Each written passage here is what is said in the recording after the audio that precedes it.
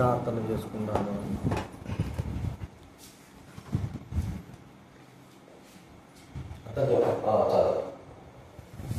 ప్రేమగల తండ్రి, జీవం కలిగిన మా ప్రభువా, నిత్యము ఆరాధింపబడుతున్నటువంటి మా పరలోకపు తండ్రి, ప్రభువైన క్రీస్తు యేసు నామమున మీకు కృతజ్ఞతాస్తుతులను చెల్లిస్తా ఉంటున్నాం.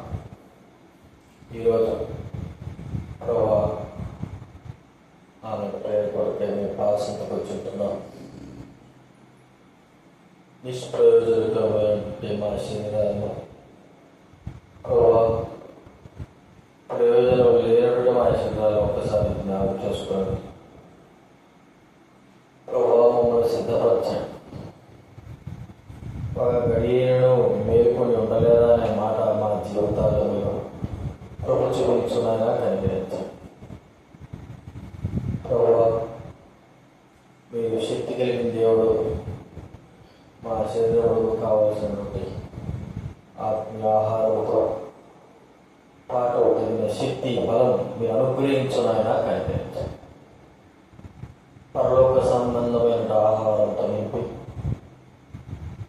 ప్రభువా, వేదన కొరకై సిద్ధపరచునైనా ప్రార్థన కొరకై సిద్ధపరచండి. కృతజ్ఞతలు స్థుతులు చేస్తూ పాటల ద్వారా మేము స్థుతించి మహింపరిచిన వాక్యం అనుసరించి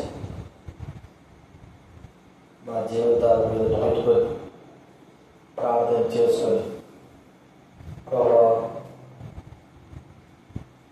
ముందు కొనసాగుటకు సహాయం చేయవలసిందిగా తల్లి రావాలనుకున్నవారు ఇంకా కొంతమంది ఉన్నారు. వారి హృదయాలు మీరు కార్యం చేస్తే తప్ప మేము ఏమీ చేయలేము. హృదయాల్లో మీరే గొప్ప కార్యం చేసేది. స్తుతి ఘనత చెల్లిస్తూ కృతజ్ఞతాపూర్వకంగా వందనాలు చెల్లిస్తూ యేసు క్రీస్తు నామమున ప్రార్థించి అడిగి వేడుచున్నాము తండ్రి. దైవ గ్రంథంలో నుండి కొన్ని మాటలు చూసుకుని ఈరోజు పడేది కాబట్టి దేవుడు మనల్ని నడిపించిన కొలది మనము ప్రార్థనలో ముందు కొనసాగాలి. వాక్యం చూసుకొని తర్వాత మనము ప్రార్థనలో కొనసాగుదాం. మత్తయి రాసినటువంటి సువార్త 6వ అధ్యాయం. మత్తయి రాసిన సువార్త 6వ అధ్యాయం 9వ వచనం మనం అందరం కూడా కలిసి చదువుకుందాం. మత్తయి రాసిన సువార్త 6వ అధ్యాయం 9వ వచనము మనం అందరం కూడా కలిసి చదువుకుందాం. బైబిల్ ఉన్నవారు తీయండి, చదవండి. ఒక్క మాటే చదువుకుందాం. కాబట్టి మీరిలాగో ప్రార్థన చేయుడి. ఆ మాట చాలు. బాగా చదువుకుందాం. కాబట్టి మీరిలాగో ప్రార్థన చేయుడి. ప్రభువైన యేసుక్రీస్తు అని అడిగారు వాళ్ళు. ఎవరంటే, ప్రభువా మాకు ప్రార్థన నేర్పించండి అన్నప్పుడు, మరి యోహాను తన శిష్యులకు నేర్పినట్లుగా మాకు ప్రార్థన చేయ నేర్పించుము ప్రభువా అన్నప్పుడు, ప్రభువు ఇలాగున మీరు ప్రార్థన చేయండి అని చెప్పి తర్వాత ఇంకా పరలోకమందున్న మా తండ్రి నీ నామం పరిశుద్ధపరచబడును గాక, నీ రాజ్యం వచ్చును గాక, మీ చిత్తం పరలోకమందు నెరవేర్చున్నట్టు భూమి మీద నెరవేరును గాక, మా అనుదిన ఆహారం నేడు మాకు దయచేయము, మా రుణస్తులను క్షమించిన ప్రకారం మా రుణమును క్షమించము, మమ్మల్ని శోధనకు తేక దుష్టుని తప్పించము.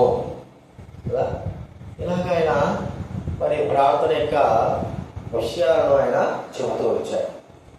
కాబట్టి వారు ప్రార్థన చేయాలా అనే ఆశ కలిగిన వారిగా ఉన్నప్పుడు వారికి ప్రార్థన యొక్క మార్గం, ప్రార్థన విధానాన్ని ప్రభువు అక్కడ మనకు బోధిస్తూ ఉంటున్నారు.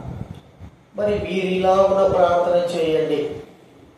ఆయా చర్చిలలో, సిఎస్ చర్చి కావచ్చు, పలు చర్చిలలో ఒక ఊత పదం అనేది ఉంటారు. ఇది ప్రార్థన అయిపోతే ఏం చేస్తారు? పరలోకమందున మా తండ్రి నీ నామం పరిశుద్ధపరచడం లేదా ఇదొక ఊత పదం. మద్రాసు పోయినాం అనుకో, మద్రాసులో మన సహవాసం ఎప్పుడో సహవాసం ఉంటే ప్రార్థన అయిపోతేనే నా ప్రాణవాయువును ఇది ఒక ఊదకం మన సహవాసంలోనే.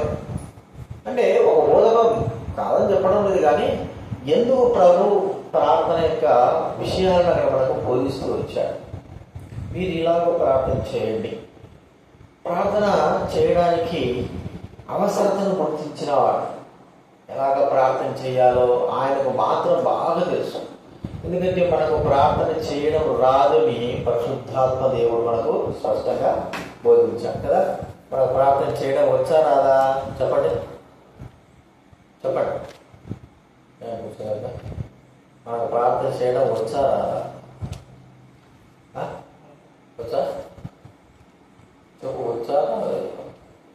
సరే చూడు, రోమపత్రిక 8వ అధ్యాయం 26వ వచనం. రోమపత్రిక 8వ అధ్యాయం బైబిల్. రోమపత్రిక 8వ అధ్యాయము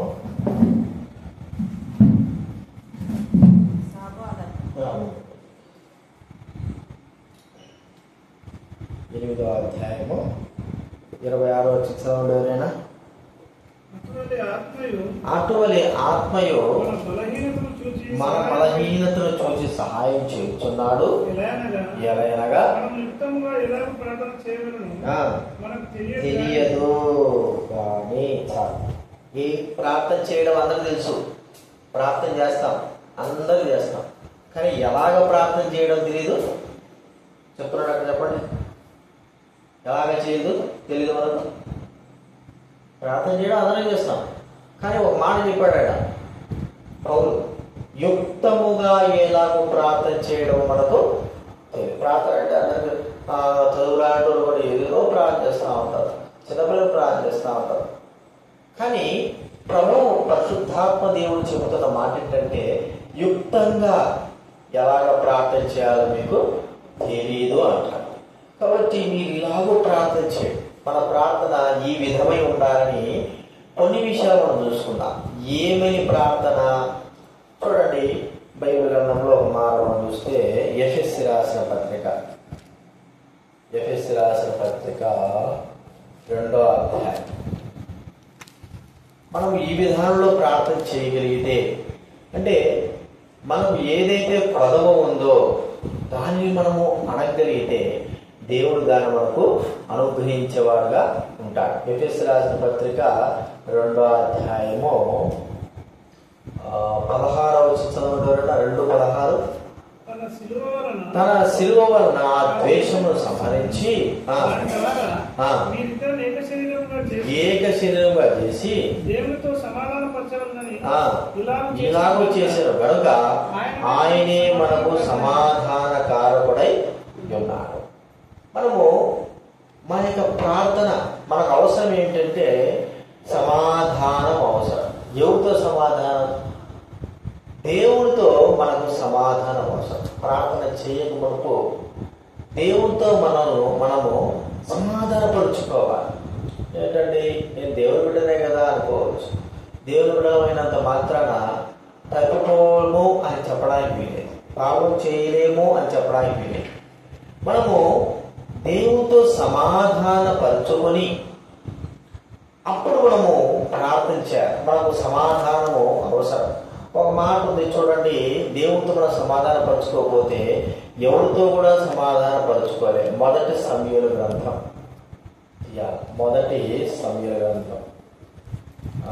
2వ అధ్యాయం 25వ వచనం చదవండి. మొదటి సమూయేలు గ్రంథం 2:25. మొదటి సమూయేలు గ్రంథం 2:25.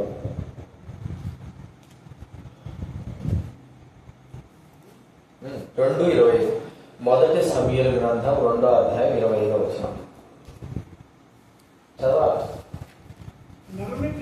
నరునికి నరుడు తప్పు చేసినలా దేవుడు విమర్శ చేయను గాని ఎవరైనా యెహోవా విషయంలో పాపం చేసినలా వారి కొడుకు ఎవడు విజ్ఞాపన చేయను? ఎవరు విజ్ఞాపన కాదు. ఇక్కడ మనం చెప్పుకుంటే సమాధానము, మనకు దేవునికి మనకు సమాధానం కలిగి ఉండాలి. నరుడు తప్పు చేస్తే ఒకడొచ్చి మనం అంటాం, మా ఇద్దరికి నువ్వు సమాధానపరచు, పెద్దలు తీసుకొస్తావు, ఏదైనా గొడవ జరిగింది పెద్దలు తీసుకొస్తాయా, మా ఇద్దరు సమాధానపరచు. ఒకవేళ అది కాకపోతే పోలీస్ స్టేషన్ వెళ్తాం, అయ్యా మమ్మల్ని సమాధానపరచు. లేకపోతే కోర్టులకు వెళ్తాం, సమాధానపరచు. మరి మనము డైరెక్ట్గా దేవునికే తప్పు చేస్తే, దేవుని ఎదుటనే మనం పాపం చేస్తే, మన విషయమై ఎవడు విజ్ఞాపన చేయును? ఎవరు చేయరు. మనమే ప్రభు ఎదుట దేవునితో సమాధాన పడాలి. మనమే దేవుని ఎదుట సమాధాన పడాలి. కాబట్టి ఎవరు చేస్తాడు? దేవుని ఎదుట సమాధాన పడినప్పుడు ప్రతి ఒక్కడు తనను గురించి తాను దేవునితో సమాధాన పడాలి. ప్రభా మరి నీవు అతని సమాధానపరచు, ఇతని సమాధానపరచు అని చెప్పడానికి వీలు. మన సమాధాన కారకుడు ఎవరు? ప్రభు అయిన యేసుక్రీస్తు. బైబిల్ గ్రంథంలో మనకు బాగా తెలుసు, ఆయన దేవునికి నరులకు మధ్యవర్తిగా ఈ లోకంలోకి వచ్చి ఉంటున్నాడు. మధ్యవర్తిగా, సమాధాన కారకుడుగా. కాబట్టి ప్రియమైన వాడారా, మనం ఇలాగ ప్రార్థన చేద్దాం. ఏమని? ప్రభువా నన్ను మీతో సమాధానపరచు ప్రభువా, ఎందుకంటే నేను మీ సన్నిధిలో ఉన్నాను. నేను మీతో సమాధాన పడకపోతే మీకు నాకు వైరి లేకపోతే విభేదం అనేది కలిగి ఉంటే, నా ద్వారా కలిగి ఉంటే, మరి నేను చేసే ప్రార్థన మీరు ఎలాగ అంగీకరిస్తారు? కాబట్టి నా పాపములను క్షమించి నాకు సమాధానము దయచేయండి మీతో. ప్రియమైన వారు, ప్రతి ఒక్కరూ దేవునితో వ్యక్తిగతంగా దేవునితో మనమే సమాధానపరుచుకోవాలి. మన సమాధానపరచడానికి కేవలం ప్రార్థన చేయగలం అంతవరకే, కానీ ప్రతి వ్యక్తి దేవునితో సమాధానము కలిగారు. ఇది మన విషయమే మనం జ్ఞాపకం చేసుకుంటున్నాం. మన విషయమై దేవునితో సమాధాన పడకపోతే దేవుడు మన మనవిని అంగీకరించడు. ఎందుకు? ఆయనతో నీవు సమాధానంగా లేవు. ఆయనకు మనకు వైరం అనేది ఉంది. ఆయనకు మనకు మధ్య పాపం అనేది ఉంది. ఆయనకు మనకు మధ్య ఏదో తెలియనటువంటి విరోధ భావం అనేది మధ్యలో ఉంది. కాబట్టే దేవుడు మన మనవిని అంగీకరించడానికి ఇష్టపడాడు. తప్పు చేసిన మనము సమాధాన పడవలసింది కూడా మనమే. అపరాధం చేసిన మనము సమాధాన పడవలసింది కూడా మనమే. కాబట్టి మనము దేవునితో సమాధాన పడాలి. ప్రభువు యేసుక్రీస్తు ఈ లోకంలోకి వచ్చింది ఎవరి కోసమో? ప్రజలకు, మనుషులకు మధ్య సమాధానం కలగజేయడానికి వరకు ఆయన వచ్చినాడు. మనకును దేవుడికి సమాధానం కలిగి ఉన్నప్పుడు మనం ఏమడిగినా ఇస్తాడు. కాబట్టి మనము ఇలాగున ప్రార్థన చేయాలి. ఏది మనకు అవసరం అంటే, ఇప్పుడు మనకు వాస్తవానికి దేవుడితో సమాధానం అవసరం. కాబట్టి మన పాపాలు ఒప్పుకోవాలి, మన క్షమాపణ కోరుకోవాలి. ప్రభువైన యేసుక్రీస్తు అనగా, ప్రభువా మరి మమ్మల్ని సమాధానపరచు, వ్యక్తిగతంగా సమాధానపరచు. నేను మీతోనూ మరి అందరితోనూ విరోధ భావంగా ఉంటున్నాను, నన్ను క్షమించు ప్రభువా, నాకు సమాధానం దయచేయని మొట్టమొదటగా మనము చేయవలసిన ప్రార్థన, మన కొరకు మనము చేసుకోవలసిన ప్రార్థన. అదే ప్రార్థన. ఈ సమాధానం అనే ప్రార్థన కూడా మనము ప్రజల కొరకే చేయాలా? ప్రజలు అనేకమైన వారు ఏమై ఉన్నారు చెప్పండి? దేవునికి విరోధంగా ఉన్నారు. దేవునికి విరోధంగా ఉన్నారు. దేవునికి దూరం అయిపోతున్నారు. ప్రజలు దేవుడితో సమాధాన పడలేకపోతుంటున్నారు. ప్రియమైన వారులారా, దేవునికి ఉగ్రత తీసుకొస్తున్నారు. దేవునికి ఉగ్రత కలిగించేట్లుగా వాళ్ళు ప్రవర్తిస్తున్నారు దేవుని పట్ల. కాబట్టి దేవుడు సమాధానం అని చూస్తున్నాడు, కానీ తన కుమారుడు యేసుక్రీస్తుని పంపినప్పుడు సమాధానం చూస్తున్నారు, కానీ చాలా మంది సమాధానానికి రావడం లేదు. సమాధానానికి రమ్మంటే చాలా మంది రారు. ఏది సమాధాన పడేది లేదు, నువ్వు సమాధాన పడతా. ప్రియమైన వారులారా, ఒక మాటను మనం చూడండి. మత్తయి రాసినటువంటి సువార్త అధ్యాయం 5 సమాధానము అనే మాట గురించి మత్తయి రాసిన సువార్త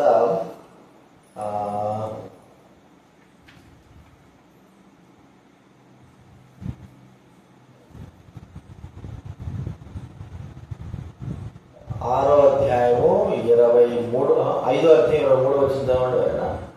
5:23 5:23 చదవండి. మత్తయి సువార్త 5వ అధ్యాయం 23. కావున నీవు బలిపీఠం వద్ద అర్పణం అర్పించుచుండగా నీ మీద నీ సహోదరునికి విరోధమేమైనా కలదని అక్కడ నీకు జ్ఞాపకం వచ్చిన ఎడల అక్కడ బలిపీఠం ఎదుటనే నీ అర్పణమును విడిచిపెట్టి మొదట వెళ్ళి నీ సహోదరుడితో సమాధాన అటు తర్వాత వచ్చి నీ అర్పణ అర్పించుము. నీ ప్రతివాది అసలే మాట, నీ ప్రతివాదితో నీవు త్రోవలో ఉండగానే త్వరగా వారితో సమాధాన పడుము. లేని ఎడల ఒకవేళ నీ ప్రతివాది నిన్ను న్యాయాధిపతికి అప్పగించు, న్యాయాధిపతి నిన్ను బంట్రోతుకి అప్పగించు, అంతటా నీవు చెరసాల వేయబడు. కడపటి కాసు చెల్లించే వరకు అక్కడ నుండి నీవు వెలుపలికి రానేరవని నిదర్శనంగా చెబుతున్నాను. చూడండి ఎంత చక్కగా ప్రభువు చెప్తున్నాడు. నీ ప్రతివాదికి ఏదైనా నీకు మరి ఉంటే, అక్కడ ద్వేషము భావము లేకపోతే ఏదైనా గొడవ ఉంటే వెంటనే వెళ్ళి తనకు సమాధానపడాడు. తమతో సమాధానపడాలి. కొంతమందికి సమాధాన పడడానికి ఇష్టం లేదు. నేను తగ్గించుకోవాలా, నేను వెళ్ళి సమాధాన పడాలా, నేను వెళ్ళి క్షమాపణ చెప్పాలా, లేకపోతే నేను వెళ్ళి నాదేం తప్పు ఉంది. ప్రియమైన వాళ్ళ యేసు ప్రభు చెప్పిన మాట ఏంటంటే, నీ ప్రతివారితో నీవు సమాధాన పడు. లేకపోతే ఏం జరుగుతుందో తెలుస్తుంది కదా. నీవు బంట్రోతుకి అప్పగింపబడతావు. బంట్రోతు ఏం చేస్తాడంటే నేను తీసుకుపోయి చెరసాల్లో వేసేస్తాడు. అక్కడి నుంచి నువ్వు కడప కాసు చెల్లించేవాడు అంటే డబ్బు చెల్లించేందుకు నువ్వు అక్కడి నుంచి బయటికి రాలే. సమాధానము భూలోకంలో ఇలాంటి సమాధానము కలిగి ఉండకపోతే జరిగే పరిణామం ఉన్నప్పుడు దేవునికి మనకు మధ్య ఉన్నటువంటి ఆ సమాధానం కలిగి ఉండకపోతే మన పరిస్థితి ఏంటి? అందుకే ప్రభువు తన వాక్యం ద్వారా మనతో మాట్లాడుతున్నాడు. నాతో మీరు సమాధాన పడండి. సమాధాన పడడం ఒకటే ఒక స్తోత్రం ఏంటంటే మన పాపములను చేసిన తప్పులను ఒప్పుకోవడమే. అతనితో దేవుడితో సమాధాన పడాలంటే అర్థం ఏమిటి? మన పాపాలు ఒప్పుకోవడం. నేను తప్పు చేశాను ప్రభువా, అవును వాస్తవం, నన్ను క్షమించు ప్రభువా, నీ రక్తం చేత కడిగి పవిత్రపరచు ప్రభువా అని మనము మన తప్పులను ఒప్పుకోవాలి. అంత మాత్రమే కాకోకుండా మనం రెండోది చూసుకున్నాం కదా, లోకంలో ఉండే వారందరూ కూడా సమాధాన పడేటట్లుగా మనం వారి కొరకై వేడుకోవలసిన వారంగా ఉన్నాం. ప్రభువు చూస్తున్నారు ఏమంటే, ప్రజలను నశించిపోకోకుండా దేవునితో సమాధాన పరచగలిగేటువంటి శక్తి సామర్థ్యాలు ఎవరికైనా ఉన్నాయా అని ఆయన చూస్తా ఉన్నాడు. చూడండి,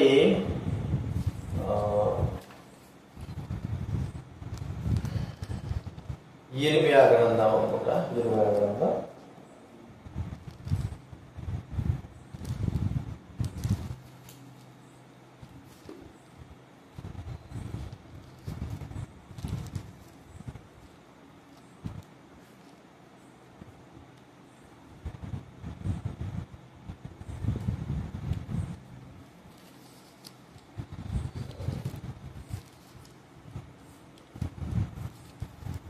22:30 చదవండి. ఎహెచ్కేల్ గ్రంథం 22:30 చదవండి. ఎహెచ్కేల్ గ్రంథం 22వ అధ్యాయం 30వ వచనం. నేను దేశముడు పాడు చేయకూడనట్లు బద్దలైన సందులలో నిలుచుటకును తగిన వాడవడ నేను ఎంత విచారించను ఒక్కడైనను కనబడలేదు. అంటే దేశాన్ని పాడు చేయకుండా, ప్రపంచాన్ని పాడు చేయకుండా, మరి ప్రజలకు మీద దేవుడు ఉగ్రత రాకోకుండా ప్రజలందరినీ దేవుడితో సమాధాన పరిచేటువంటి పరిచర్య ఏమిటంటే ప్రార్థనా పరిచర్యే, ప్రార్థనా జీవితమే. కాబట్టి మనము దేవుడితో సమాధానపరచుకోవడమే కాదు, కానీ ప్రజల్లో అందరూ కూడా మీతో సమాధానపడినట్లు సహాయం చేయ ప్రభువా, మీ సమాధానం వాళ్ళు రాగలుగుటకు సహాయం చేయ ప్రభువా, నీ సమాధానంలో వారు ఉండడానికి సహాయం చేయ ప్రభు అని మనం ప్రార్థించాలి. మనం ఈలాగున ప్రార్థించాలి. మనము సమాధానపరచుకోవడమే కాదు, కానీ అందరూ కూడా మీతో సమాధానంగా ఉండడానికి ప్రభువా ఈ కృపను చూపించండి. అందరి కొరకు ఏం చేయమంటున్నాడు ప్రభు? ప్రార్థన చేయండి. రాజుల కొరకు, అధికారుల కొరకు, అధిపతుల కొరకు ప్రార్థన విజ్ఞాపములు చెయ్యాలని ప్రభువు సెలవిస్తా ఉంటున్నాడు. కాబట్టి ఈ ప్రార్థన అందరి కొరకు చేసే ప్రార్థనే ఏంటంటే సమాధానమైనటువంటి ప్రార్థన. అందరి కొరకే చేసే ప్రార్థనే దేవుని బిడ్డల్ని, మరి ప్రజలను దేవునితో సమాధాన పరిచేటువంటి ప్రార్థన. అంటే మనం ఇలాగ ప్రార్థన చేద్దాం. ప్రభువా, నేను మీతో సమాధాన పడలేకపోయినాను, నేను మీకు విరోధంగా ఉన్నాను, నన్ను మీతో సమాధానపరచండి, నన్ను రక్షించండి, నన్ను క్షమించండి, మీ రక్తం చేత కడిగి పవిత్రపరచండి.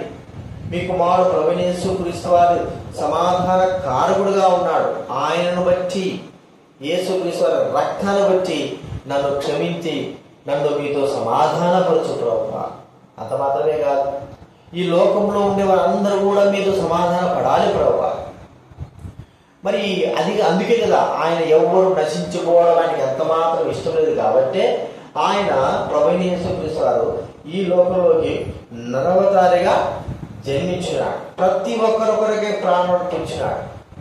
అందరి యొక్క పాప క్షమాపణ కొరకు తన ప్రాణాన్ని, రక్తాన్ని కార్చి ఉంటాడు. క్షమాపణ ఆయన మరి కలిగి దేవుడితో సమాధానపరచాలి. యేసు ప్రభు వారు ఏం చేస్తున్నారు చెప్పండి? భూమికి ఆకాశానికి మధ్యన వ్రేలాడుతూ మానవులకి దేవునికి మధ్య సమాధాన కారకుడుగా ఉంటూ వచ్చాడు. కాబట్టి ఆయన సమాధాన కారకుడు.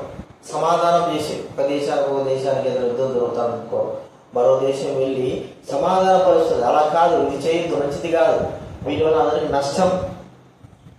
ప్రియమైనవారా, అంతకంటేనో గొప్పగా ప్రభువైన దేవుడు యేసుక్రీస్తు వారు నశించిపోయే సర్వలోక ప్రజల నిమిత్తమై సమాధాన కారకుడుగా రావడం మనం చూసుకుంటున్నాం.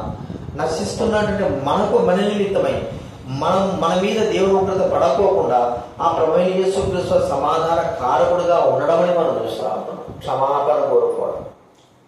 కాబట్టి ప్రభువా, నన్ను సమాధానపరచండి, లోకాన్ని మీతో కూడా సమాధానపరచండి మనం ప్రార్థన చేయవలసిన వారంగా ఉంటున్నాం. అంత మాత్రమే కాదు, మీరు ఇలా ఉన్న ప్రార్థన చెయ్యండి అని ప్రభు చెప్పినప్పుడు మనలో ఉన్న కొరతను మనం చూస్తూ వచ్చాము. రెండవ కొరత ఏంటంటే నమ్మకత్వము. చూడండి, ఒక మాటది దైవడైన మనకు ఈ విషయం ఎంతో అవసరం.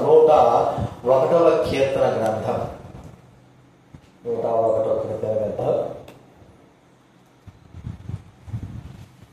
6వ వచనం చదవండి ఎవరైనా. 101వ కీర్తన గ్రంథం 6వ వచనం. నా యొద్ద నివసించినట్లు దేశంలో నమ్మకస్తులైన వారిని నేను కనిపెడుచు. నా యొద్ద నివసించున్నట్లు దేశంలో నమ్మకస్తులు. ఇవాళ మన విషయమే మనం ప్రార్థన చేసుకుంటున్నాం, లోకంలో ఉన్న వారి కూడా మనం ప్రార్థన చేస్తున్నాం. మన విషయం ఏమైనా ప్రార్థన చేసుకున్నాం? మొట్టమొదటిగా నన్ను మీద సమాధాన పరచు ప్రభు అని ప్రార్థన చేసుకుంటాం. రెండవదిగా మరి ప్రభు ప్రజలను కూడా మీరు అందరితో మీతో సమాధానపడినట్లు ప్రభు చూపించు ప్రభు అని మనం ప్రార్థించాలి. రెండో విషయం మనం గుర్తిస్తుంటున్నాం, నమ్మకస్తులు. చూడండి, దేవుని సన్నిధిలో దైవజనులైన వారు నమ్మకస్తులుగా ఉండాలని కోరుకుంటున్నారు. నమ్మకస్తులు అనేటువంటి మాట చూస్తే హెబ్రీ పత్రిక 3వ అధ్యాయం 2వ వచనం. హెబ్రీ పత్రిక 3వ అధ్యాయం 2వ వచనం.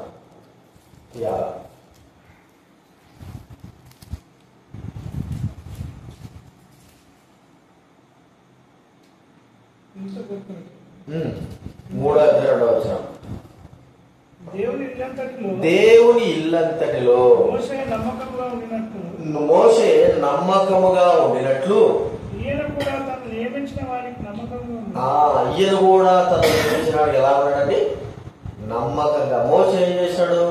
దేవుని ఇల్లంతటిలో నమ్మకం. అంటే దైవబిడలంగా మనకు ఏం అవసరం ఉంది, ఏ ఆత్మ సంబంధమైన కొరత ఉందంటే నమ్మకత్వము అనేది కొరత.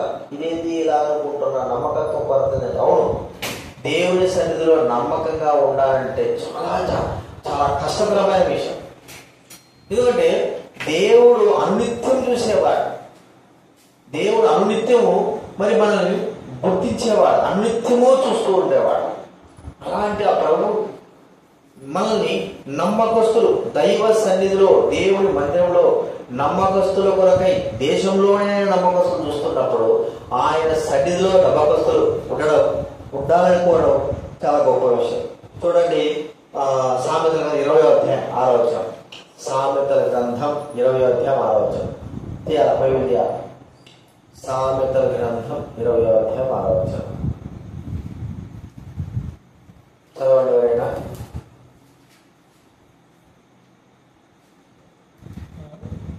20వ అధ్యాయము 6వ వచనం. దయచూపు వారిని కలుసుకున్నట్టు అనేకులకు తటస్థించును. నమ్ముకొనదగిన వాడు ఎవరికి కనబడు. నమ్ముకొనదగిన వాడు అంటే నమ్మకమైన వాడు ఎవరికి కనబడతాడు? ప్రేమైన వారన్నారా, నమ్మకము తొలగిపోయిన వాక్యములు రాయాలి. నమ్మకము తొలగిపోయింది. నిజంగా ఆ నమ్మకం, అపనమ్మకం అనేది మానవ జీవితంలో చాలా. అందులో దైవబిడలంగా మనలో ఎంత అపనమ్మకం ఉందో మనకే తెలియాలి. చూడండి, మనము నమ్మకస్తులంగా జీవిస్తూ ఉంటున్నామా, నమ్మకమైన వారంగా? మరి దేవుడు చూసేది కూడా అదే. చూడండి, మనం ఒక మాట ఉంది, ఇర్మియా గ్రంథం 7వ అధ్యాయము 28వ వచనం. ఇర్మియా గ్రంథం 7:28 తీయాలి. శరీరాలు బలహీన ఉన్నప్పటికీ మనం వాక్యం చూద్దాం. ఇర్మియా గ్రంథం 7వ అధ్యాయం 28వ వచనం చదవండి ఎవరైనా. కనుక నీవు వారితో ఇలాగ చెప్పుము, వినని వారు శిక్షకు లోబడని వారు. కాబట్టి నమ్మకము వారిలో నుండి ఏమైపోయిందంటే తొలగిపోయి ఉన్నది. నమ్మకము వారిలో నుండి తొలగిపోయి ఉన్నది. చూడండి, నమ్మకము అంటే ఎంత దైవ సన్నిధిలో నమ్మకం. నమ్మకస్తుడు ఈ వ్యక్తి దైవ సన్నిధిలో నమ్మకమైన వాడు. అన్నిటిలో తనకు అప్పగిన పరిచయలో, తనకు చెప్పబడిన పనులలో, తాను దేవుడి సన్నిధికి రావడంలో, దేవుణ్ణి ఆరాధించడంలో, దేవుని సేవించడంలో, అన్నిటిలో నమ్మకమైన వాడు. తీసివేయడానికి లేదండి, అన్నిటిలో నమ్మకం. ప్రతి మీటింగ్ వస్తాడు, నమ్మకంగా వస్తాడు. సరైన సమయానికి వస్తాడు, నమ్మకంగా వస్తాడు. ప్రార్థన చేస్తాడు, నమ్మకంగా ఉంటాడు. మరి దైవ పనులంటే నమ్మకంగా చెప్పింది చేస్తాడు. ఎప్పటి వరకు? అయిపోయేంత వరకు. తనకు నియమింపడిన పని అయిపోయేంత వరకు కూడా నమ్మకంగా చేయడం. చివరి వరకు కూడా నమ్మకంగా చేయడం. ఇది మనకు అవసరం. ఈ దినాల్లో నమ్మకం అనేది మానవుల్లో కోల్పోవడం అనేది చూస్తా ఉంటున్నాం. మనల్ని నమ్మి అనేక వేసాలు బాధ్యతలు కావచ్చు, పరిచయాలు కావచ్చు, లేదా దేవుడి సన్నిధిలో పనులు చేయడం కావచ్చు, ఎన్నో దేవుడు మనకు అప్పచెప్పినప్పుడు వాటిలో ఒక దాంట్లోనైనా మనం నమ్మకంగా ఉంటున్నామా? ఒక్క దాంట్లోనైనా సరే నమ్మకం. మనం వదిలిపెట్టి వెళ్ళినప్పుడు, లేకపోతే మనకు అప్పచెప్పినప్పుడు ఈ పని చెయ్యి అన్నప్పుడు ఆ పని మనం ఏం చేయాలి? నమ్మకంగా చెయ్యాలి. మన ఇష్టం వచ్చినప్పుడు చేసింది కాదు. ఒకసారి మేము తిరుపతిలో ఉన్నప్పుడు ఒక దైవజకుడు నెల్లూరులో వచ్చింది. ఆయన మరి మేము రాత్రి నిద్రపోయేది కాదు. ఆ యోహానకు నిద్రపోయించాడు కాదు. ఆయన పెద్ద వయసు 75-76 సంవత్సరాలు. ఆయన నిద్రపోయాడు, మమ్మల్ని నిద్రపోయాడు. అక్కడే ఆయన దగ్గర పరిచయం చేయాలి. ఉదయాన్నే లేస్తేనే ఎప్పుడు లేపుతాడు? 5 గంటలకి లేపేస్తాడు, ఒక్కోసారి 1 గంటకి లేపుతాడు. ఆ ఫ్యాన్ చేసుకునేడు, ఏం చేసుకున్నాడు, నిద్రే ఇష్టం. మరి ఉదయాన్నే లేస్తేనే ఆ పనులకు వెళ్ళాలి. ఒక దైవసేవకుడు వాక్య పైన వచ్చి సాక్షులు, అయ్యా ఇది నువ్వు ఉతికి నాకు ఇవ్వాలి, ఆయన జత సాక్షులు నాకు ఇచ్చాడు. సరేలే అని చెప్పి ఏం చేశాడు? నీళ్ళలో నానబెట్టించిన బయట వాళ్ళని నానబెట్టాడు. నానబోయి ఏం చేశాడు? పోయి నిద్రపోయాడు. రాత్రి నిద్రగా లేదు కదా, నిద్ర విలేసి వచ్చేలాగల ఆ సాక్షులు ఆరేసి ఉండాలి. ఎవడబ్బా ఆరేసి చూస్తే ఆయన ఒత్తుకున్నాడు. ఇక మరి అయినా మేము ఉంటుందంటే ఎప్పుడు ఉంటుంటారు, ఎంత ఉంటారు సాక్షులు ఉంటుంటాయి కదా, ఎంతసేపు ఉంటుందంటే అని చెప్పండి. దానికోసం నానబెట్టి మనం ఒక నిద్రపోయి రావాలా? ఎంతసేపు 2 నిమిషాలు నాడుతుంది, వెంటనే సభ్యులు. అంటే నమ్మకము, ఒక చిన్న పనిలో కూడా నమ్మకము అనేది మన జీవితంలో లేకపోవడం అనేది చాలా దురదృష్టకరం. మనందరం కూడా బాగానే ఉన్నాం నిజమే. కానీ నమ్మకంగా ఉన్నావా? నీ నమ్మకత్వం ఏమిటి? అన్నిటిలో, చిన్న దాంట్లో కావచ్చు, పెద్దది కావచ్చు, చిన్న పనిలో నమ్మకమైనా సరే. అందుకే అంటాడు ప్రభు, అంటాడు ఆ యొక్క ఉపమానంలో, బలా నమ్మకమైన మంచి దాసుడా, నువ్వు ఈ చిన్న దానిలో నమ్మకంగా ఉంటివి. నమ్మకత్వం ఎందుకు? దైవబడులుగా మనకు దేవుడు తన సన్నిధిలో పరిచయం కావచ్చు, పనులు కావచ్చు, ఏదప్ప చెప్పేది ఎందుకు చెప్తాడు? నమ్మకత్వం ఎంత ఉంది అని తెలుసుకోవడానికి. మోషే అయితే ఎట్లా ఉన్నాడు చెప్పండి? దేవుని మందిరంలో నమ్మకంగా, దేవుడు వీళ్ళంతటిలో నమ్మకమైన వాడు. మన బాగా తెలుసు యోసేపు ఎలా ఉన్నాడు చెప్పండి? పొత్తిఫేర కుటుంబంలో యోసేపు ఎలా ఉన్నాడు? నమ్మకంగా ఉన్నాడు కదా. ఏదో ఒకటి చేయొచ్చు, ఒక ఇల్లంతా అధికారం అప్పచెప్తే మోసం చేయొచ్చు, తన కొరకు ఏదో ఒకటి చేసుకోవచ్చు, ఏదో ఒకటి చేయొచ్చు. కానీ ఏమి చేయలే. తనకు ఏదైతే అప్పచెప్పబడిందో పొత్తిఫేర ద్వారా కుటుంబం అంతా కూడా భద్రపరిచి నమ్మకంగా ఉండడం మనం చూస్తూ ఉంటున్నాం. ఇది దైవబడులంగా మనకు అవసరమైన విషయం. మరి ఉందా అంటే మనం పరీక్షించుకోవాలి. మనం ఇలా ప్రార్థించారు, నిజమే ప్రభు నాలో నమ్మకత్వము లేదు, నేను అపనమ్మకస్తులను, నమ్మకమునకు లేదు ప్రభు అని మనం ప్రార్థన చేసుకోవాలి. దేవుని ఇల్లు అంటట్లు. అందుకే మన ఆయన దేశమంతా చూస్తున్నాడంట. ఎవరైనా నమ్మకంగా ఉన్నాడా, నమ్మకంగా ఉంటాడా? తాను తన యొక్క పని కొరకై, దేవుని పని కొరకై, దేవుని సేవ కొరకై, దేవుని పరిచయ కొరకై, దేవుని ప్రజల కొరకై మరి ఆయన చెప్పడానికి మరి చేస్తాడు ఈ వ్యక్తి, నమ్మకంగా చేయగలడు ఈ వ్యక్తికి ఈ పనిని అప్పచెప్తే మరి నమ్మకంగా చేస్తాడని మరి నమ్మకత్వము ఉండగలిగిందా మన జీవితాల్లో? అది లేకపోతే అంత వ్యర్థమే. ఏదో మన ఊరికి ప్రేరణ చెప్పుకుంటా పోతానంటాం. కానీ నమ్మకత్వం చాలా అవసరం. ఎందుకు? నమ్మకంగా మనకు అప్పచెప్పేదంటే మనము ఆ పనిని పాడు చేయకూడదు.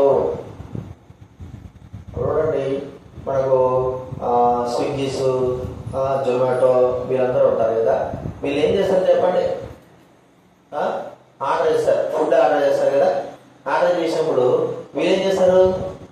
సరైన సమయానికి సరైన రీతిలో ఆ 10 నిమిషాల్లో వెళ్ళి ఆడేవాళ్ళు. నమ్మకంగా మీ అంత పోతే ఏమైంది, నిదానం పోతే ఏమైంది, ఏది కాదు. వాళ్ళు ఏదైతే చెప్పబడింది దాని గురించి నమ్మకంగా వెళ్ళి ఖచ్చితంగా అక్కడ ఇచ్చి రావాలి. అప్పచెప్పబడిన పరిచర్య పని నమ్మకత్వంతో ముడిపడి ఉన్నది. లేకపోతే అంత వ్యర్థమే. నమ్ముకొనదగిన వాడు ఎవరికి కనబడును. మనం నమ్మకంగా ఉన్నామా? పరీక్షించుకుందాం.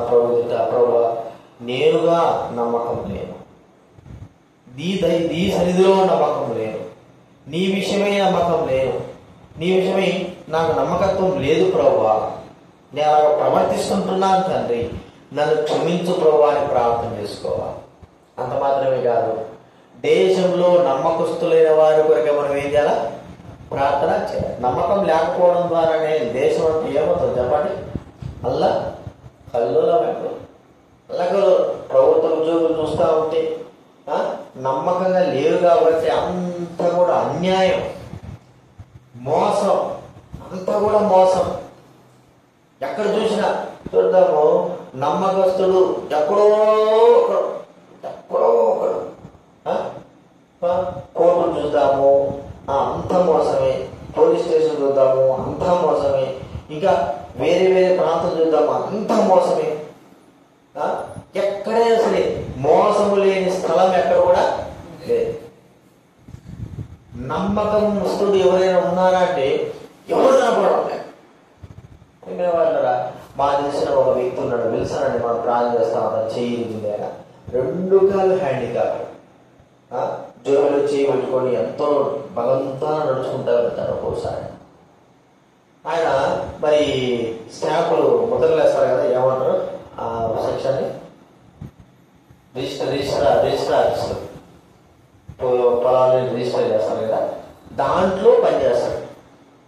ఆయనకు వచ్చింది ఉద్యోగం వచ్చింది. దాంట్లో ఎంతటి నమ్మకస్తుడంటే స్టాంపు, ఒక చిన్న స్టాంపు ₹5 స్టాంపు, ₹5 స్టాంప్, ₹5 స్టాంపు ఏం చేస్తారు వీళ్ళు, ₹20 అమ్ముకుంటారు.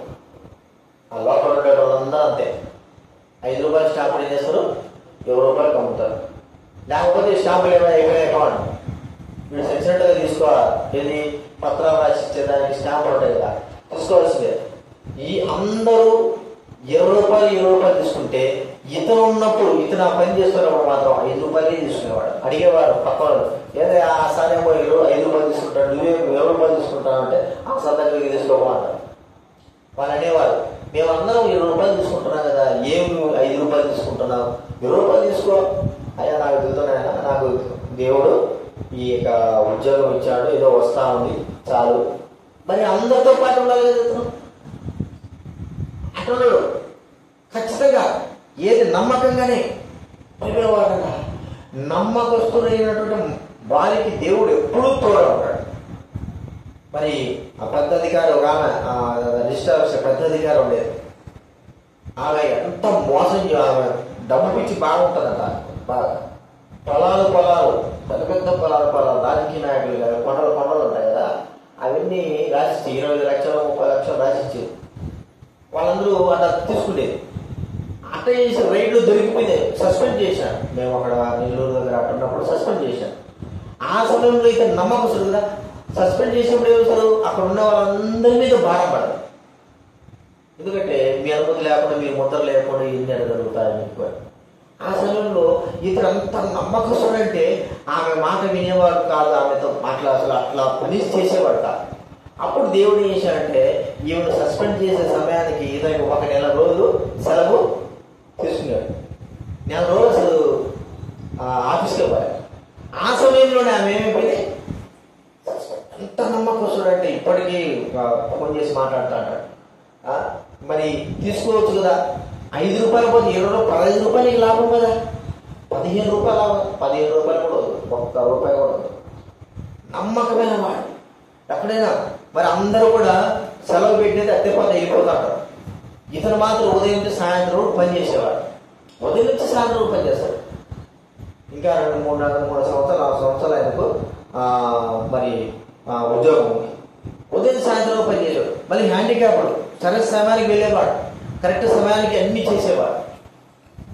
ఒక ఉద్యోగస్తుడు, ఇక్కడో ఒక వ్యక్తి నమ్మకంగా ఉండడం అనేది మనం చూస్తున్నాం. మరి దైవ సన్నిధిలో మనం ఎంత నమ్మకం ఉండాలి? ఇది ఎందుకంటే నమ్మకంగా దేవుడు మనల్ని చూస్తున్నాడు అనేటువంటి తలంపు మన హృదయాలు ఖచ్చితంగా రావాలి. లేకపోతే ప్రియమైన వారినరా మనం నమ్మకంగా ఉండాలి. ప్రతిదానికి ఎవరు చూస్తున్నారులే కాదు, దేవుడే చూస్తున్నాడు. ఎవరు చూస్తున్నారులే కాదు, దేవుడే చూస్తున్నాడు.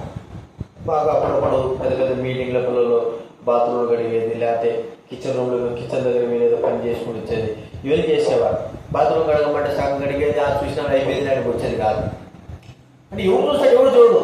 కానీ ఆ నమ్మకత్వం ఏమైంది చెప్పండి. ఎవరు చూస్తున్నట్టు మనము ఉండాలి, దేవుడు మనల్ని చూస్తున్నాడని నమ్మకంగా ఉండాలి. మరి లోకంలో ఉన్న వారి కొరకు కూడా మనం ప్రార్థించాలి. ప్రభా, నమ్మకస్తులు లేకపోవడం ద్వారానే ఏమైపోయిందంటే లోకమంతా కూడా ఇప్పుడు ఏమైపోయింది, పాడు చేయబడతాం, నాశనం అయిపోతాం. ఎంతగా అంటే మనకు తెలుసు, లోకంలో నమ్మకస్తులు ఒక్కడు కూడా లేడు. అలాంటి పరిస్థితులు ఏర్పడుతున్నాయి. నమ్మకస్తులు కావాలి ప్రభువా. దేశం బాగుపడాలంటే నమ్మకస్తులు కూడా ఉండాలి ప్రభువా. ఆయన దేశం కొరకు, ముఖ్యంగా మన కొరకు మనం ప్రార్థించుకోవాలా. ప్రభువా, నేను నమ్మకంగా ఉండాలి. నీ సరే ఎవరెక్కడైనా సరే నాకు అవసరం, నేను నమ్మకంగా ఉండాలా. మందిరానికి వెళ్ళడంలో, దేవుడిని ఆరాధించడంలో, దేవుడిని ప్రార్థించడంలో, దేవుడి పనులు చేయడంలో, నాకు పని చేయడంలో నమ్మకం దాన్ని చేసేంత వరకు కూడా నేను నమ్మకంగానే ఉండడానికి నాకు సహాయం చేయ ప్రభువా. అదే నాకు కొరత ప్రభువా. లోకంలో అన్ని మనం చేస్తాం చూడండి, లోకంలో మనం అన్ని చేస్తాం కానీ దేవుని దగ్గర మెప్పును మనము పొందలేకపోతాం. ఎందుకు? లోకంలో అంత మనం నమ్మకంగా ఉంటాం కానీ దేవుని దగ్గర మనం మెప్పును పొందలేము. కారణం ఏమిటి? దేవుడు మెచ్చుకున్నవాడే గొప్పవాడు. మాట ఉందా చూడండి, ఆ మాట ఉంది, దేవుడు మెచ్చుకున్నవాడే గొప్పవాడు. కానీ ఎన్నో కొరింథీ రాసిన పత్రిక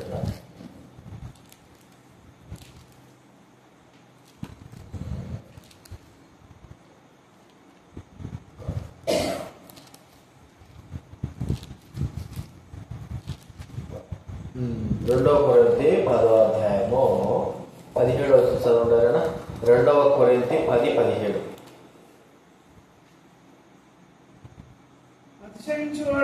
అతిశయించువాడు అతిశయింపవలను, ప్రభువు మెచ్చుకున్నవాడే యోగ్యుడు కాని తన్ను తాను మెచ్చుకున్నవాడు యోగ్యుడు. ప్రభువు మెచ్చుకోవాలి.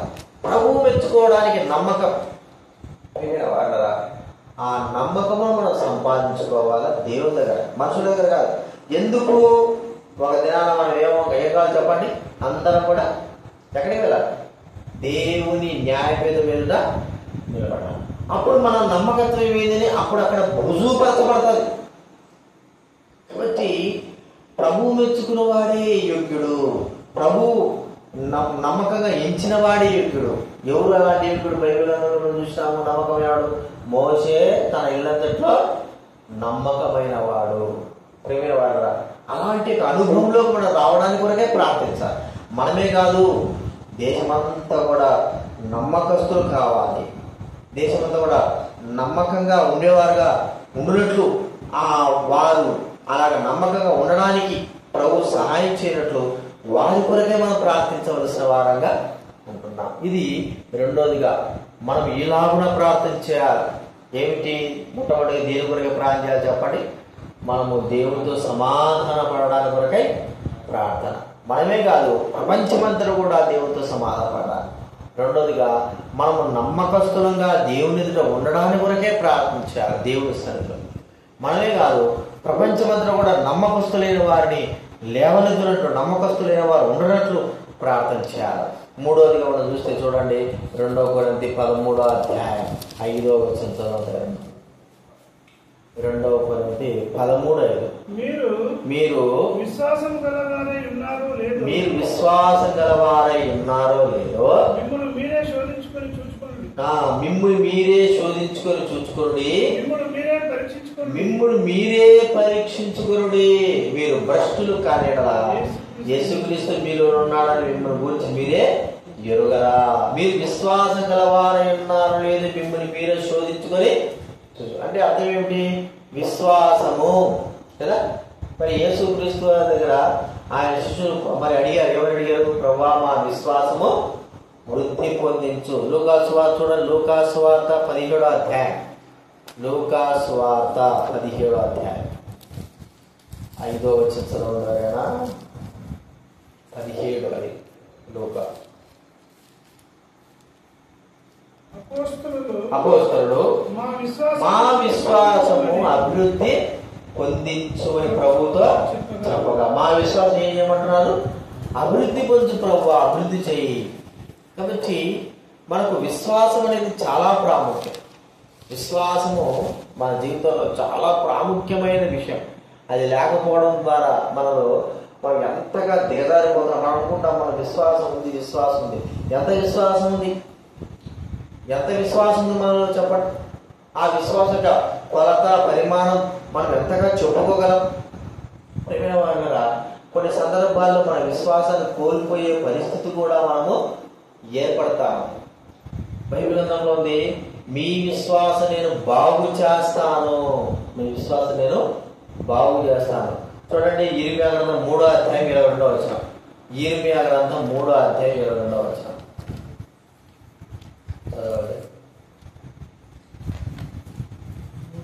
22. భ్రష్టులైన బిడ్డలారా తిరిగి రండి, మీ అవిశ్వాసమును ఏం బాగు చేస్తాడంటే ఏది మనకు అవసరమై ఉంది? విశ్వాసం కావాలి. ఏముంది మనలో? అవిశ్వాసం. ఏమిటండి? అవిశ్వాసం. ఏం అవిశ్వాసం? చూడండి, ఒకవేళ ప్రార్థన జరుగుతూ ఉంది మందిరంలో, ఆదివారం ఆరాధన, ఉన్నట్టు వర్షం వచ్చేసి వర్షం వస్తా ఉంది. అది కూడా పెద్దగా పడలే, చిన్నగా తడుపునట్టు వస్తా ఉంది. మనం రాగలమా? ఏం చెప్తాం చెప్పు? తడిస్తే ఏమవుతుంది? జలుబు చేస్తే ఏమవుతుంది? ఎంతగా ఆలోచిస్తుంది, ఎక్కడికో వెళ్ళిపోతాం. ఇంకా జలుబు చేస్తే జ్వరం వస్తుంది. జ్వరం వస్తే ఏమవుతుంది? బలహీనం అయిపోతాం. ఎందుకు ఈరోజు ఏం చేయొచ్చు? అయిపోతే ఒక అడుగు ముందుకేసి నాకేం కాదు, నేను తడిసినా ఏం కాదు, తడవకపోయినా ఏం కాదు అని ముందుకు వెళ్ళినాం అనుకో, ఏమో ఆ వర్షం ఆగిపోవచ్చేమో. లేకపోతే దేవుడు మరో విధానంలో నీకు ద్వారం తెచ్చి నీ విశ్వాసాన్ని ఘనపరిచి దేవుడి సన్నిధికి రంపించవచ్చు. విశ్వాసం అనేది ఏంటి? మనము ఎప్పుడైతే మనం అవిశ్వాసంగా ఉంటున్నాం, ఈ దినాల్లో ఎక్కువగా అవిశ్వాసం, ఆయన విశ్వాసము కనుగొనున. అక్కడ మనం చూడండి, మత్తయి సువార్తలో 8వ అధ్యాయం చూడండి.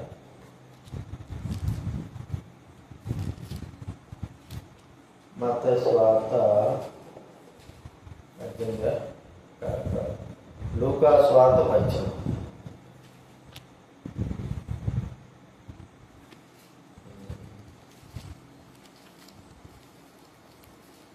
లూకా సువార్త 8 8 వచ్చింది చదవండి. 8 వచ్చిన లాస్ట్ సరే 8 వచ్చింది చదవండి. లూకా సువార్త 18. ఆయన వారికి త్వరగా న్యాయం తీర్చును, వారి విషయమే కదా ఆయన దీర్ఘశాంతము చూపుచున్నాడు. మీరు చెప్తున్నాను, అయినను మనుష్య కుమారుడు వచ్చినప్పుడు ఆయన భూమి మీద విశ్వాసము కనుగొనునా అంటే అర్థం ఏంటి? కనుగొనునా అంటే అర్థం ఏంటి? కనుగొంటాడో లేదు అంటే అలాంటి విశ్వాసం కలిగిన వారు ఉంటారో లేదో. ఆ సమయానికి విశ్వాసం మన ముందే, మన కళ్ళ ముందు ఎంతమంది విశ్వాసాన్ని విడిచిపెట్టి వెళ్ళిపోయారు. ఎంతో మంది విశ్వాసము భ్రష్టులు అయిపోయినారు. అంటే దేవుని యందు నమ్మకం ఉంచకుండా తొలగిపోయిన వారుగా. పైకి మాత్రం దేవుడు అంటున్నారు కానీ కష్టాలు, బాధలు, నష్టాలు వెళ్ళి వచ్చేలా కదా ఎప్పుడో వెళ్ళిపోయారు. వారు దేవుని తొలగిపోయారు, వారి విశ్వాసం నుంచి తొలగిపోయారు. చెప్పలేం మన పరిస్థితి ఎలా ఉంది. విశ్వాసం కలిగి ఉన్నామా? విశ్వాసముతో జీవిస్తున్నామా? విశ్వాసం అనేది మనకి ఎంతో అవసరం. నాకు అవసరం లేదని చెప్పడానికి వీల్లేదు. విశ్వాసము అనే మాటను గుర్తు చేస్తే అది మన ఆత్మ సంబంధమైన జీవితానికి, యుద్ధానికి ఉపయోగపడే ఒక ఆయుధం. ఏంటి ఆయుధం? విశ్వాసం దేని గుర్తు చేసింది చెప్పండి? ఏ ఆయుధం గుర్తు చేసింది? ఒక చెప్పండి, దేని గుర్తు చేసింది? డాలు కదా. చూడండి, ఎఫెసీ రాసిన పత్రిక 6వ అధ్యాయం. ఎఫెసీ రాసిన పత్రిక 6వ అధ్యాయం 6వ అధ్యాయము 16 వచ్చింది చదవండి. ఎవరైనా ఎఫెసీ 6:16 చదవండి. విశ్వాసమును డాలు పట్టుకొని దానితో మీరు దృష్టిని అగ్ని బాణములన్నింటిని ఆర్పటకు శక్తిమంతులు అగుదురు. విశ్వాసం అనే డాలు. అది డాలు లేకపోతే ఏమవుతుంది? బాణాలు వేస్తాడు సైతాడు. ఇప్పుడు ఒక్కొక్కరు మీద బాణం వేసాడు, ఒక మీద బాణం పడేలేకలా వాడు కాలిపోయాడు. అంటే విశ్వాసం నుంచి తొలిగిపోయాడు. ఏం లేదు దగ్గర డాలు ఉంటే పట్టుకుంటే ఏమవుతుంది? ఆ డాల్ అనేది పెద్ద గుండ్రా ఉంటుంది, పెద్ద ఉంటుంది. కత్తులతో పట్టేటప్పుడు డాలు పెడితే దాని తగలడం ద్వారా ఏమి మంచి గట్టి బలమైన ఎన్ని బాణాలు సైడ్ పెడితే మనకేం ముచ్చుకోకుండా వాటికే తగిలిపోతాయి. మరి ఆ డాలు లేకపోతే దృష్టిని ఎలా వేధిస్తాం? ఆ డాలు లేకపోవడం ద్వారా అనేకమైన వారు విశ్వాసంలో తొలగి వెనక్కి వెళ్ళిపోయినారు, విశ్వాసంలో లేరు.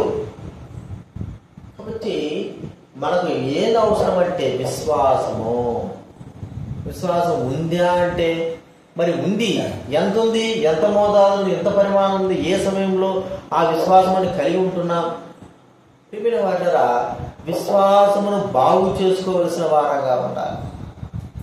మనం జ్ఞాపకం చేసుకున్నాం, మనమే కాదు, ఇక్కడ మనమే కాదు, దైవుడులందరూ కూడా విశ్వాస వీరులుగా, విశ్వాస కలిగిన వారుగా, దేవుడుల నమ్మకం కలిగిన వాడుగా నమ్మాలా. దేవుడు నమ్మాలి. దేవుని ఎందుకు వచ్చేవాడు ఆయన ఉన్నాడని చూడండి. హెబ్రీ పత్రిక 11వ అధ్యాయం 6వ వచనం చదవండి. హెబ్రీ పత్రిక 11వ అధ్యాయం 6వ వచనం.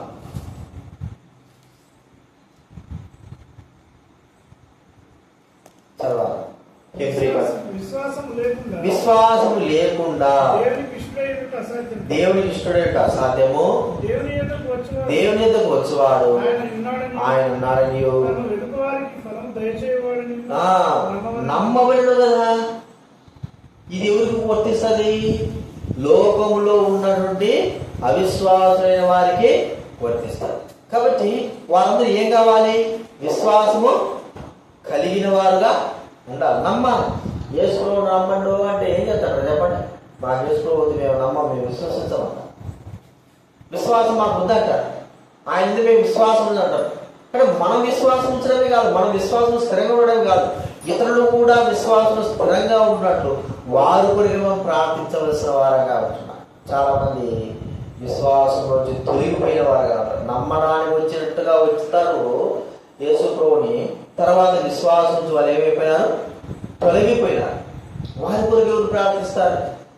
విశ్వాసంలో స్థిరంగా లేని వరకు ప్రార్థించాలి. మొట్టమొదటి మనం విశ్వాసంలో స్థిరంగా ఉన్నట్లు మన కొరకు మనం ప్రార్థించుకోవాలి. ఎన్ని కష్టాలు వచ్చినా, బాధ వచ్చినా నిలబడేటట్లుగా. చూడండి, అడవుల్లో ఉన్న చెట్లు కావచ్చు, దేవదారు చెట్లు, పెద్ద పెద్ద చెట్లు, అడవులో వచ్చినంత గాలి ఎక్కడ కూడా రాదు కదా. అడవుల్లో అంత పెద్ద పెద్ద గాలి వస్తాయి. మరి ఇక్కడ మన ఊర్లో కూడా అంతే ఒక రకం గాలి వస్తాయి. అడవుల్లో చెట్లు పడిపోయింటే మనం చూసినాం ఎప్పుడైనా? అడవులు పెద్ద అడవుల్లో చెట్లు ఒరిగిపోయి ఇరిగిపోయినట్టు చూస్తామా? చూడండి, సామాన్యంగా కనపడదు కదా.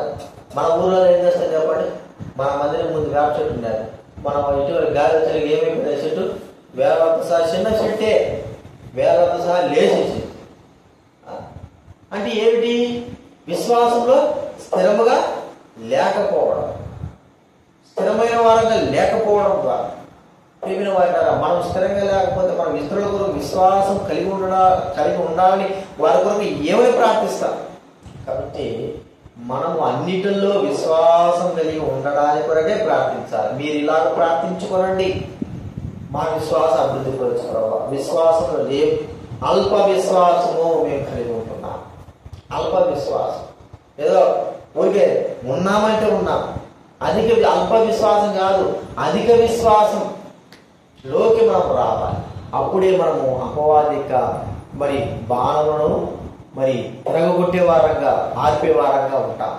కాబట్టి మనమే కాదు విశ్వాసంలో బలంగా ఉండడానికి, లోకంలో ఉన్న వారందరూ కూడా విశ్వాసం కలిగిన వారుగా ఉండడానికి కొరకు మనం వాళ్ళకి వారి విశ్వాసంలో ప్రభువునందు విశ్వాసించడానికి కొరకు వారి వరకు మనం కూడా ప్రార్థన చేయాలి. చివరిగా మనం చూసుకుందాం. ప్రకటన గ్రంథం 2వ అధ్యాయం. ప్రకటన గ్రంథం 2వ అధ్యాయం 4వ వచనం చదవండి ఎవరైనా. ప్రకటన గ్రంథం 2వ అధ్యాయం 4వ వచనం చదవండి. అయినను మొదట నీకుండిన ప్రేమ నువ్వేం చేసినావు? వెళ్తామని నీ మీద తప్పొకటి మోపవలసి ఉన్నది. చూడండి, ఈ దినాల్లో ప్రాముఖ్యంగా చివరి దినాల్లో మనకు కావలసింది ఏంటంటే దైవికమైన ప్రేమ గుణం. ప్రేమ ఇది మనకు అవసరం. ప్రేమ దగ్గర ఈ ప్రేమ ఏమైపోయిందంటే దేవుని మీద ప్రేమ, మనుషుల మీద ప్రేమ కాదు, దేవుని మీద ప్రేమ ఎంతో మందికి ఏమైపోయింది చెప్పండి? చల్లారిపోయింది కదా. మత్తయి సువార్త 24వ అధ్యాయం 24వ అధ్యాయము 12వ వచనం చదవడేట. మత్తయి సువార్త 24వ అధ్యాయము 12వ వచనం చదువు. 24:12.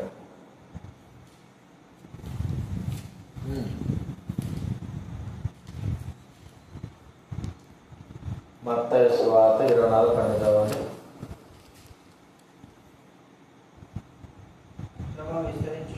అక్రమము విస్తరించుట చేత అనేకుల ప్రేమ ఏమైపోతుందంటే చల్లారిపోతా. అక్రమం చూడండి, దైవబిడ్డల మధ్య కూడా ప్రేమ చల్లారిపోతా. దేవుని ప్రేమ దైవబిడ్డల మధ్య ఉండాల్సింది, దైవబిడ్డల హృదయాలు ఉండాల్సిందే ఆ ప్రేమ కోల్పోతా ఉంటున్నారు అనేకులు. ఒకరు కాదు, ఇద్దరు కాదు, అనేకులు. ప్రేమ ఎందుకు? లోకంలో అక్రమము విస్తరిస్తాము, ప్రేమను కోల్పోయిన స్థితి కనబడతా. మనలో కూడా అనేకమైన సార్లు మనం ప్రేమను కోల్పోయిన వారంగా ఉంటున్నాం. దైవిక ప్రేమ ఉండవలసినంత కూడా ఉండలేకపోవడం అనేది దురదృష్టకరం. ప్రియమైన వారన్నారా, దేవుని మీద ఉంటున్న ప్రేమ తగ్గిపోవడం అనేది ప్రతి ఒక్కరిలో కూడా చూస్తుంటున్నాం. దేవుని మీద ఉన్న ప్రేమ కలిగిన వాడు, అత్యధికంగా ప్రేమించేవాడు ఆయన కొరకై ఏమైనా చేయడానికి కొరకై, ఆయన ఆజ్ఞ పాటించడానికి, ఆయన కొరకే శ్రమ పడడానికి, ఆయన కొరకే జీవించడానికి, ఆయన మీద ఉంటున్న ప్రేమను బట్టి ఎంతగైనా సరే ఆ వ్యక్తి సిద్ధపడేవాడుగా ఉంటాడు. అది ప్రేమ లేకపోతే, ప్రేమ అనేది లేకపోతే ఏమి కూడా చేయలేడు. ఎందుకు? ఆ వ్యక్తి మీద ప్రేమ లేదు. తల్లిదండ్రులకి పిల్లల మీద ప్రేమ ఉంటుంది కాబట్టి వారి కొరకే ఏమైనా చేయాలి, ఎంతో శ్రమ పడతా ఉంటారు, ఎంతో వారి కొరకే దాచుతాం. ఎందుకు? వారిని ప్రేమిస్తున్నాము కాబట్టే. మరి మనం దేవుని ఎంతగా ప్రేమిస్తున్నాం, ఏ కొలతతో ప్రేమిస్తున్నాం, ఆ ప్రేమ యొక్క పరిమాణం ఎంత ఉంది? ఈ చివరి దినాల్లో దేవుని మీద ప్రేమ అధికమైందా లేకపోతే తగ్గిపోతుందా పరీక్షించుకోవాలి. చూడండి, చెప్పాము, ప్రార్థన అని చెప్పాము. నిజంగా దేవుని మీద ప్రేమ ఉన్నప్పుడు ఏం చేస్తాడు చెప్పండి? దేవుని సన్నిధికి వస్తాడు, కష్టమో నష్టమో. ఎందుకు? ఆ దేవుని నేను ప్రేమిస్తున్నప్పుడు ఎంత శ్రమైనా సరే, మనం కూడా బలహీనమే, మన నిద్రాభారం ఉన్న వారమే, పైకి మాత్రం వచ్చి బల్ల కోసం ప్రార్థన చేయడానికి చేతులు ఎత్తారు. ఎంతమంది ప్రేమ ఉంది? ఎంతమంది ప్రేమ కలిగిన వారుగా ఉన్నారు? దేవుని ప్రేమించిన వారు ఎంతమంది కనబడుతూ ఉంటున్నారు? ఎంతమందో కనబడాల్సిన అవసరం లేదు. కానీ నీవు నేను ఎంతగా ప్రేమిస్తున్నావో వ్యక్తిగతంగా మనం పరీక్షించుకోవాలి. అది ప్రాముఖ్యమైనది. మనము దేవుని ఎంతగా ప్రేమిస్తున్నాము అని పరీక్షించుకోవాలి. ప్రభు అంటాడు మరి పేతురుతో, పేతురు నువ్వు నన్ను ఎక్కువగా ప్రేమిస్తున్నావా? వీరికంటే ఎక్కువగా ప్రేమిస్తున్నావా? నీకే తెలుసు ప్రభా. వీరికంటే ఎక్కువగా ప్రేమిస్తున్నావా? నువ్వే రుదు ప్రభా. ఆ మాట మనకు ఎంత గొప్ప మాట. అది మన విషయమే మనం అనుమతించుకోబడితే వ్యక్తిగతంగా మనము అందరికంటే ఎక్కువగా ప్రేమిస్తున్నామా అంటే ఏం చెప్పగలం? ప్రేమిస్తున్నా అంటే రుజువుపరచాలి. ఊరికి మాటలు చెప్పేది కాదు. పాస్టర్ దగ్గర ఎన్నెన్నో మాటలు చెప్తాడు, దొంగ మాటలు చెప్తాడు, ప్రేమిస్తున్నాను ఈ మాటలు. మరి నిజంగా నిజ జీవితానికి వచ్చారా కదా ప్రేమ లేదు, ఏం లేదు. వాడు ప్రేమిస్తాడు, వీడు ప్రేమిస్తాడా? ఏమిటి మాటలేవన్నీ చెప్తాం. రాజకీయ నాయకుల్లాగా మాటలు, అధ్యాత్తం మీరంటే నాకు ఇష్టం అది అంటాం. రాజకీయం వచ్చిన తర్వాత చెప్పండి, ఎవడెట్టు పోతాడో మనకు అవసరం. ప్రేమ లేదేం లేదు. లోకంలో ఉండకూడదు, లోకంలోనే మనం ఉండకూడదు. మనము ప్రేమ కలిగిన వారంగా ఉండవలసిన వారంగా. చూడండి, 1 కొరింథీ 14వ అధ్యాయం మొదటి వచనంలో, 1 కొరింథీ 14వ అధ్యాయం మొదటి వచనం చదవండి. ప్రేమ కలిగి ఉండుటకు ప్రయాసం. దేనికోసం ప్రయాసపడాలి చెప్పండి? ప్రేమ కలిగి ఉండడానికి. మన లోకాలన్నిటి కూడా ప్రయాసపడతాం. అది సంపాదించి అర్థం చేయాలి, ఇట్లా చేయాలి, దీనికి చెప్పడానికి లేదు, అన్నీ ప్రయాసపడతాం. కానీ దైవికమైన ప్రేమ కలిగి ఉండడానికి మన ప్రయాస పడలేము. ప్రేమైన వాడరా, దేవుడు మనపైన చూపిన ప్రేమ ఎంత గొప్పది. ఆయన ఎంత ప్రయాసపడ్డాడు చెప్పండి. ఆయన మనపైన చూపిన ప్రేమ యొక్క ప్రయాస ఏమిటి? మన కొరకై తన ప్రాణాన్ని ఏం చేశాడు? ఆయన బలిగా అర్పణగా అర్పించినాడు. ప్రయాసంతో మన కొరకై మన మీద ఉన్న ప్రేమను చూపించడానికి ఆయన ఉపకారం చేశాడు. మరి క్రీస్తు పైన ఉన్న ప్రేమను నువ్వు ఎలాగ కనపరచగలవు? ఎలాగా ఆ ప్రేమను నువ్వు రుజువుపరచగలవు? ఆ ప్రేమ ఎంత ఉందని ఇతరులు చూడగలరు? ఏం లేదు, ప్రేమ లేదు, ఏం లేదు కదా. ప్రేమ లేదు, ఏదో ఉన్నామంటే ఉన్నా. ప్రియమైన వాళ్ళరా, ప్రేమించే వ్యక్తి ఎంతటి నష్టమైన, కష్టమైన, బాధైన, బరువైన భరిస్తాడు. ప్రేమించేవాడు ప్రేమిస్తున్నాడు కాబట్టి ఆ బరువు బాధ్యతలన్నిటిని కూడా మోస్తాడు. ప్రేమ లేకపోతే ఏం లేదు, సున్నా. పట్టించుకో. దేవుని ప్రేమ ఉంటేనే, లేకపోతే ప్రేమ లేకపోతే దేవుని కార్యాలు, దేవుని పనులు ఏం పట్టించుకో, మనకు అవసరం లేదు. ఎందుకు? మనలో ఉండవలసిన దేవుని ప్రేమ లేదు కాబట్టి ఆ ప్రేమ మనల్ని బలవంతం చూడడం మాట ఉంది. మనకు చక్కటి మాట చూడండి,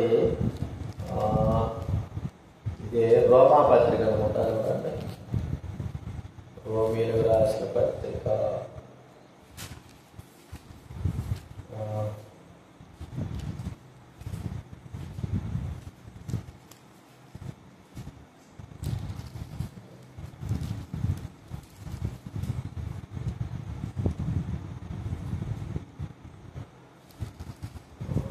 2 కొరింథీ 5 క్షమించారు, 2 కొరింథీ 5:14 చదవండి.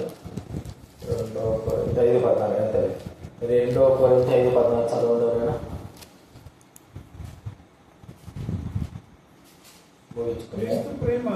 క్రీస్తు ప్రేమ మమ్మల్ని బలవంతం చేయించును. ఏం బలవంతం చేస్తారు చెప్పండి? క్రీస్తు ప్రేమ ఎవరు బలవంతం చేస్తుంది? అపోస్తలుడైన పౌలును, దైవుడైన వారందరినీ కూడా బలవంతం. దేని కొరకై? దేని కొరకై? లోకంలో కుటుంబం కొరకై కాదు, దేవుని కొరకు జీవించడానికి బలవంతం చేస్తాను. దేవుని కార్యాలు జరిగించడానికి బలవంతం చేస్తాను. దేవుని కొరకు నిలబడడానికి బలవంతం చేస్తాను. ప్రియమైన వాళ్ళరా, ఆ ప్రేమ కలిగి ఉంటే మనం దేనిని కూడా మరి సాకులు చెప్పం, ఏది కూడా మనకు అడ్డురా. దేవుని ప్రేమ కలిగి ఉంటే అది కోల్పోవడం అనేది చూస్తాం. ఈ దినాల్లో ఆ ప్రేమను కోల్పోతా ఉంటున్నాం. ఆ ప్రేమను కోల్పోవడం ద్వారానే మనము దేవునికి చిన్నగా దూరం అవుతూ ఉంటున్నాం. దేవుని ప్రేమను పొందలేకపోతా ఉంటున్నాం. మనము ఒక మాట మనం గమనిస్తే ఏంటంటే, దేవుడు మనం ఎలాగ ఎక్కువగా ప్రేమిస్తున్నాము అనడానికి రుజువు ఏమిటంటే, దేవుడు మనకి విస్తారమైన పాపాలు ఏం చేశాడు? ఆయన క్షమించి ఉంటే. నువ్వు ఆయన ఎక్కువగా చూడండి, లూకా సువార్తలో